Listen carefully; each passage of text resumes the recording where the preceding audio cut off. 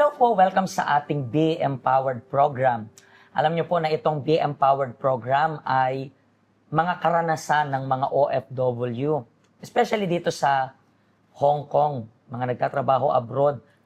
Pero I believe kayo na nagwo-work sa Middle East, makaka-relate rin po kayo sa pinagdadaanan ng kababayan natin abroad. At today, meron tayong special guest. Ano pong pangalan ninyo? Ako po si Marjeline Katapang Pastor. Ma'am Marjeline. Yes, Marjeline. Marjeline, Yes, taga po. saan po kayo sa Philippines? Batangas po. Sa Batangas. And gano'n na rin po kayo katagal as an OFW? 11 years na po. 11 years, pero dito lang sa Hong Kong? Hindi po. Una po sa Oman, tapos Malaysia, tapos dito po. Ilang years ka sa Oman? 2 po. 2 lang? Yes. Pero bakit di ka na nag-renew? Kasi po doon ko po na naranasan yung worst sa buhay ko bilang isang OFW. So, within this 11 years, ang pinaka-worst na naging experience mo is itong sa Oman? Yes po. Yung first time mo pa? Yes. Bakit ano nangyari? Kasi nung pumunta po ako ng Oman, Mhm. dala-dala ko na talaga yung bigat sa kalooban ko. So dahil doon, naghanap ako ng online chatting kasi gusto kong maging masaya. Kasi ang bigat-bigat talaga ng kalooban ko noon. Pero bakit? When you say na mabigat yung kalooban mo, ano bang nangyari that time? Kasi at that time po, naisumpa ko yung ama ng anak ko. At pagkatapos ng pagsumpang yun, yun na po yung aking naramdaman.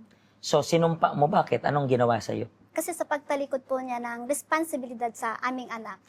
So para bang tinaguyod mo mag-isa yung Yes. anak mo, parang naging single mom ka. Yes. So, sinumpa mo siya. Anong inisip mo sa sarili mo ninyo? Sinumpa mo siya? Anong words yung sinabi mo sa kanya? Yung word pong sinabi ko sa kanya na yung pinakaayaw na ayaw niya, ayun ang mangyayari sa kanya. So, ganun mo siya sinumpa. Yes po. So, as a single mom, ito na rin yung time na pumunta ka sa Oman. Yes po. And then doon nakipag-online chatting ka. And then ano nangyari?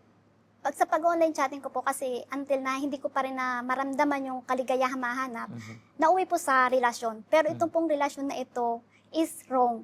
Kaya lalo po ako na-depress When you say it's wrong, bakit? Anong nangyari? kasi may asawa po siya sa Pilipinas. Pero alam mo na may asawa siya sa Pinas? Sa una po hindi, kasi sinabi niyang wala. Mm. So, later on po, nalaman ko na may asawa siya. So, nung nasa Oman ka, yung kachat mo is nasa Pilipinas? Hindi po, ibang lahi po.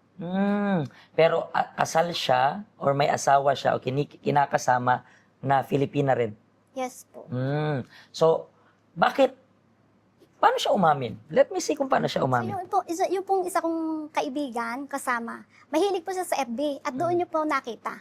Siya mismo yung nakakita. Yes po. Tapos sinabi niya po sa akin at sinabi ko sa kanya pero hindi pa rin niya inamin. Ano sabi niya kasi syempre, iba yung nagsisinungaling na hindi mo alam. Yes po. Ang Tapos sabi, iba yung nagsisinungaling na meron ka ng proof. And then, ano sinabi niya para mapaniwala kang, ang sabi niya po, hiwalay na daw sila. Pero hindi po ako kumbinsido. and then, Kaya po yung relasyon na iyon, ayokong bitawan kasi ayoko mag-isa. Hanggang sa, so parang tinanggap mo na lang rin, parang okay, kahit na may kutob ka, kasi usually, di ba, yung babae malalakas daw yung kutob. So kahit na may kutob ka na, I believe, hindi pa talaga sila totally hiwalay, tinanggap mo na rin na parang, sorry for my term, parang maging kabit, di ba, para matanggap mo lang yung love na Yes. hinahanap-hanap mo. And then nag-end up to, paano? kasi po nakukonsensya ako. Mm. Yun po talaga ang naano sa aking kalooban. Nakukonsensya So, ako. ayaw mo na, Yes. sabi mo? Yes po. And then, bakit 2 years ka lang sa Oman? Bakit di ka na nag-renew? Kasi doon po marami po kasi na-involved din ako sa isang grupo na nauwi sa pagtatato.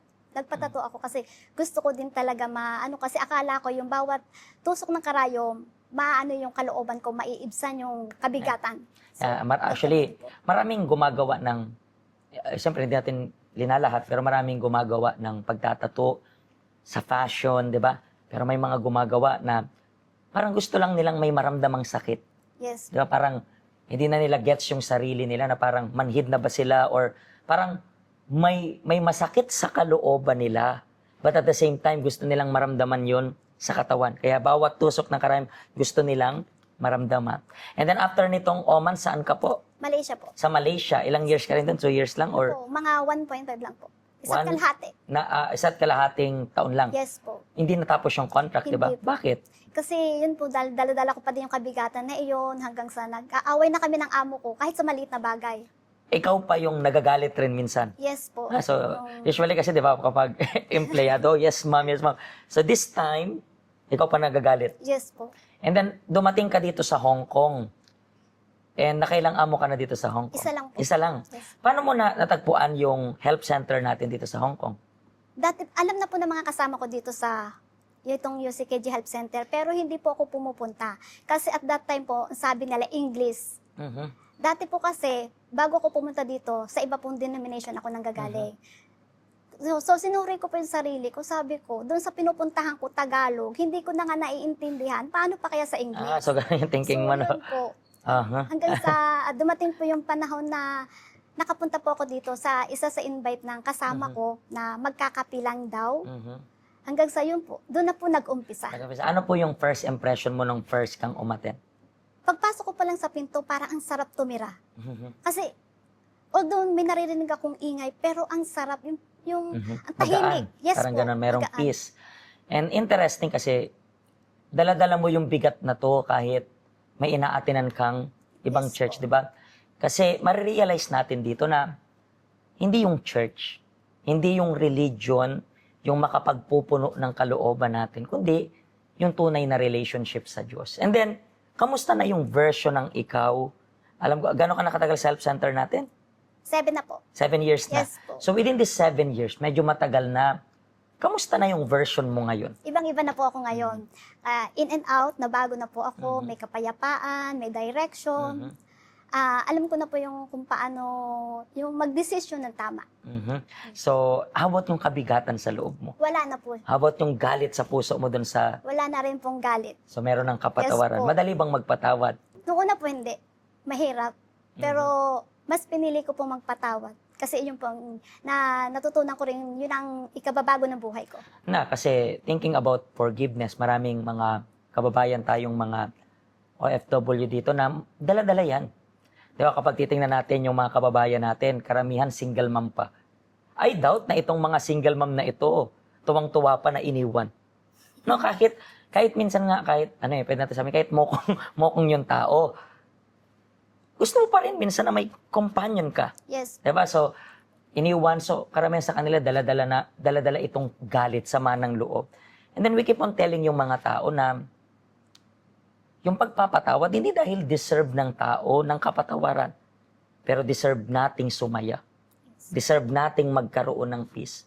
Yun yung reason kaya, yun yung importansya ng kapatawaran. So ngayon, okay na. Yes Diba? po. At yun rin po yung gusto naming sabihin sa inyo. Kayo po na nahihirapan na magpatawad.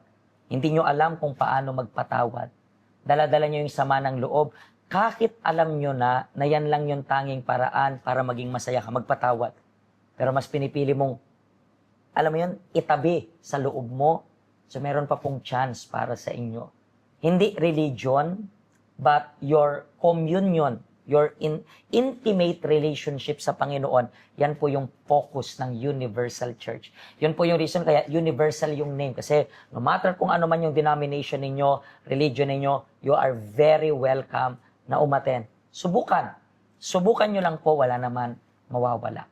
Maraming salamat po sa pag-share ninyo ng story ninyo. I believe nag-reach out to ng maraming mga tao. Sa susunod pong episode, tunghayan ninyo yung next na story naman ng ating kababayan. Isa na naman ating kababayan dito sa Hong Kong na marami rin pinagdaanan, but yung ending naging victorious naman. Pagpalain po kayo ng Diyos. See you next time.